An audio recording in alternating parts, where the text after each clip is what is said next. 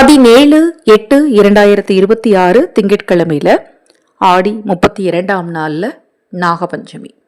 இந்த நாளில் நாகர் வழிபாடும் அன்னை வாராகி வழிபாடும் ரொம்ப ரொம்ப முக்கியம். இந்த இரண்டு வழிபாட்டையும் வீட்டிலேயே எளிமையாக செய்கிறது எப்படி அப்படிங்கிறத இந்த பதிவில் தெரிஞ்சுக்கலாம். குறிப்பாக இந்த ஒரு பொருள் உங்கள் வாழ்க்கையில் ஒரு பெரிய மாற்றத்தை ஏற்படுத்தும். அது என்ன பொருள்ங்கிறதையும் தெரிஞ்சுக்கலாம். நம்ம சேனலில் நான் போடக்கூடிய பதிவுகளில் உங்களுக்கு சந்தேகம் இருந்தாலும் அக்ஷயபாத்திரம் உணவளிக்கும் திட்டத்தின் மூலம் ஆதரவற்ற ஏழை குழந்தைகளுக்கும் முதியவர்களுக்கும் உணவளிக்க விரும்பினாலும், உங்கள் தனிப்பட்ட பிரச்சனைகளுக்கு பிரத்யேகமாக பரிகாரங்கள் செய்து கொள்ள விரும்பினாலும், பஞ்சமி யாகவேள்வியில் உங்கள் குடும்ப உறுப்பினர்களின் பெயருக்கு குங்குமார்ச்சனை செய்து கொள்ள விரும்பினாலும் 9344692042 இந்த வாட்ஸ்அப் எண்ணுக்கு தொடர்பு கொள்ளுங்கள். இந்த நாள் ஜாதக ரீதியான தோஷங்களின் வீரியத்தை குறைக்கக்கூடிய ஒரு அற்புதமான நாள். நீங்கள் எவ்வளவோ பரிகாரம் செஞ்சு உங்கள் வேண்டுதல் நிறைவேறலையா? இந்த நாளில் நீங்கள் தவறாமல் வழிபாடு செய்யுங்க. எதிரி தொல்லையால் கஷ்டப்படுறீங்களா?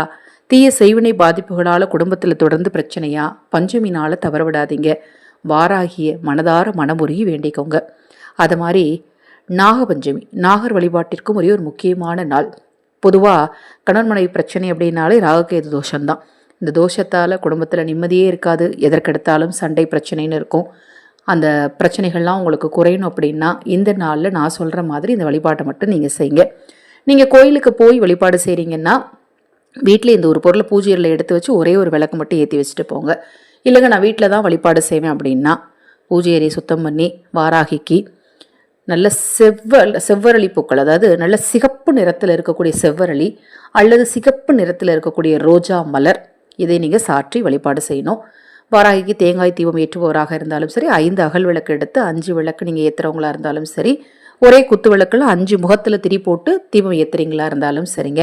எப்பவும் வழக்கம் என்ன, வாழை இலை விரித்து அதில் பச்சரிசியை பரப்பி தான் நம்ம விளக்கு பொருத்துவோம். இந்த நாளில் நாகர் வழிபாட்டையும் சேர்த்து நீங்கள் செய்யணும் அப்படின்னா முதல்ல நவதானியங்களை கையில் எடுத்து மனதார வாராகியும் நாகரையும் வேண்டிட்டு தீபத்தை அதில் ஏற்றணும். அவ்வளோதான்.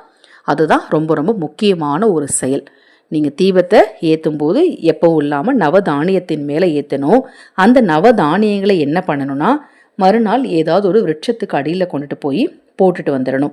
இப்படி தீபம் ஏற்றி நீங்கள் வாராகிக்கு பிடிச்ச மாதிரி மலர் சாற்றி வழிபாடு செய்யும் போது நீங்கள் வைக்க வேண்டிய முக்கியமான பிரசாதம் என்னென்னா, எப்பவுமே நம்ம தேங்காய் உடச்சி வைப்போம் இல்லையா, அதை எப்பவும் போல் வச்சுட்டு எக்ஸ்ட்ரா ஒரு தேங்காய் உடச்சி தேங்காய் பூ திருகிக்குங்க. தேங்காயை திருகி எடுத்து அதில் சிறிதளவு நாட்டு சர்க்கரை போடுங்க. நாட்டு சர்க்கரை அல்லது வெல்லத்தை நுணுக்கி போட்டு 2 ஏலக்காய் போட்டு அதையும் நீங்கள் அன்னை வாராகி முன்னாடி வச்சு மாதுளை முத்துக்களை ஒரு கிண்ணத்தில் வச்சு நீங்கள் அன்னை வாராகி நினச்சி வழிபாடு செய்யணும்.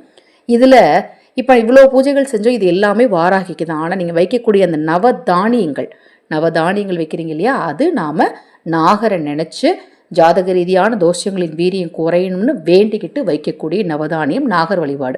அது மேலே தீபத்தை நம்ம வச்சுட்டோம். வாராகி வழிபாடு 2 வழிபாடும் ஒரே முறையில் ஈஸியாக முடிஞ்சிடும். நம்பிக்கையோடு செய்யுங்க. பிரம்ம முகூர்த்த நேரத்தில் செய்யுங்க அல்லது மாலை 6 மணிலேருந்து நைட்டு 10:30 மணிக்குள்ளே எப்போ நேரம் கிடைச்சாலும் செய்யுங்க. ரொம்ப ரொம்ப எளிமையான வழிபாடை தான் நான் சொல்லியிருக்கேன். இந்த நாளில் உங்களால் முடிந்த அளவு தான தர்ம காரியங்களில் ஈடுபாடோடு நீங்கள் அதை செய்யுங்க. கண்டிப்பாக உங்களுக்கு நல்லது நடக்கும். இது போன்ற எண்ணற்ற தகவல்களை தொடர்ந்து தெரிந்து கொள்ள தொடர்ந்து நம்ம சேனலை பாருங்கள். ஹரஹர சங்கர ஜெய ஜெயசங்கர மகாபெரிவா திருவடிப்பாதம் சரணம் சரணம். நல்லதே நடக்கட்டும்.